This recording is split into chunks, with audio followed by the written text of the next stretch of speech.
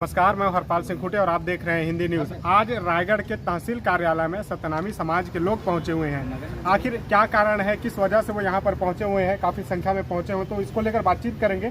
जो सतनामी समाज के युवा हैं उनसे बातचीत करेंगे कि क्या परेशानी हो गई है, क्यों यहाँ पर आए हैं आप। यह हमारे को बिंद्रा चुआ करके एक जगह है पहाड़ मंदिर के पास और मेडिकल कॉलेज के बाजू में जो जगह है, उस जगह को हम लोग को आदेशात्मक कलेक्टर साहब के द्वारा दिया गया था कि भाई यहाँ पर आप लोग सामाजिक जैतखाम को हम लोग अपना मेडिकल कॉलेज जहाँ पर स्थापित कर रहे थे, वहाँ पर हमारा समाज का जैतखाम था ऑलरेडी।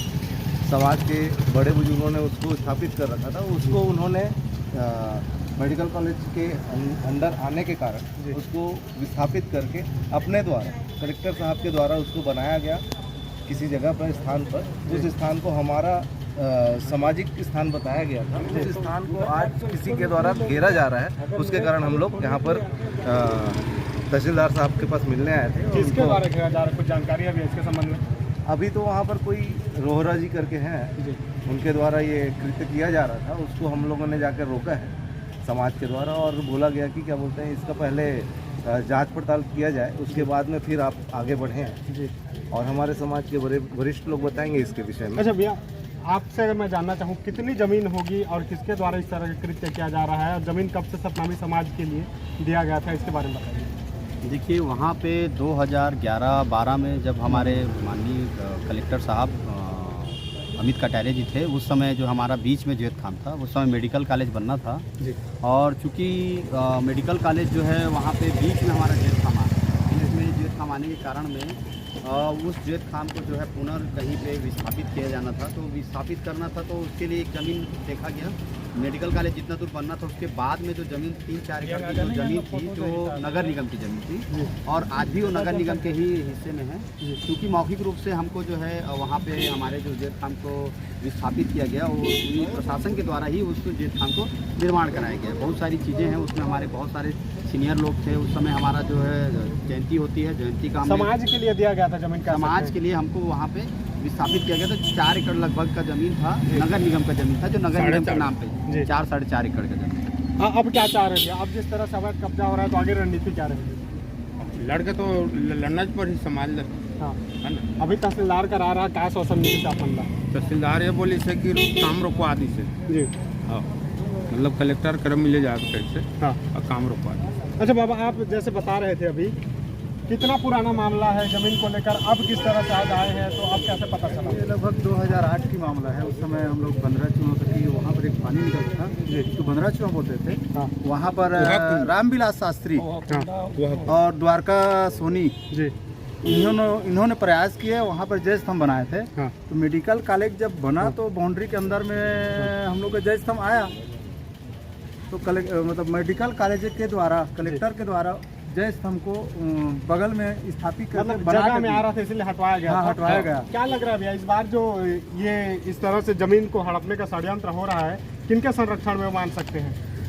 अब ये भू माफियों का संरक्षण इन लोग को मिला हुआ है, इसलिए वो लोग बिना हम लोग को सूचना दिए हुए, समाज को सूचना दिए हुए इतना वहाँ खनन किया गया है। आप मौके वारदात पे आकर जा करके देखेंगे तो इतना सारा वहाँ 10 फीट का गड्ढा पूरा 1-1.5 एकड़ को खोद दिया गया है।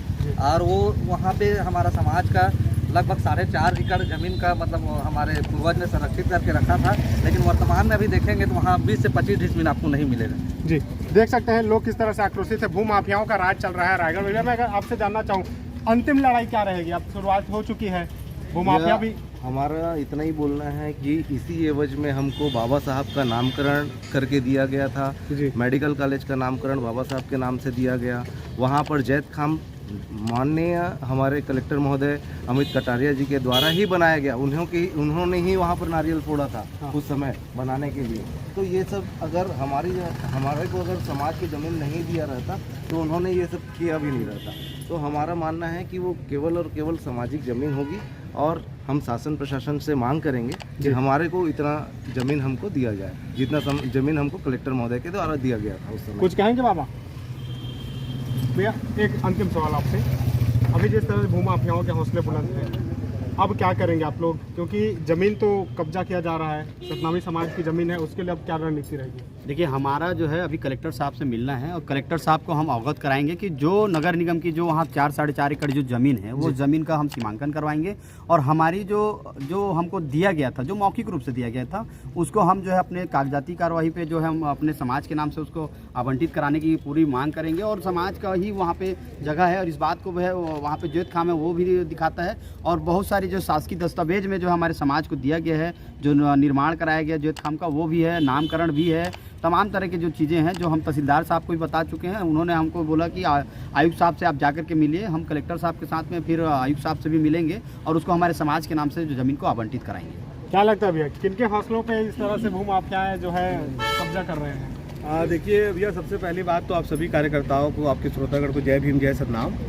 देखिए, रायगढ़ शहर के जितने भी इस प्रकार के जो काम करने वाले हैं, कॉलोनी बनाने वाले हैं या फिर बिल्डर्स के काम करते हैं, इस बात को आप लोग अच्छे से नोट कर लीजिए कि सतनामी समाज के किसी भी प्रकार के आस्था को अगर आप ठेस पहुंचाना चाहेंगे या उनके जैद स्तंभ को या उनके किसी भी धार्मिक चीज़ों को आप छेड़छाड़ करेंगे तो इसका सज़ा आपको भुगतना पड़ेगा। तो सतनामी समाज के किसी भी प्रकार के जय स्तंभ, खासकर परम पूज्य बाबा गुरु घासीदास जी के जय स्तंभ को हाथ लगाने से पहले इस बात को आप समझ लें कि आप किससे पंगा ले रहे हैं। आगे चल के वहाँ पे भव्य जय स्तंभ बनेगा। मैं स्वयं अपने पार्षद निधि से समाज के कहने पर 2 लाख रुपए पार्षद निधि का देने का मैं घोषणा भी किया हूँ। जय सतनाम।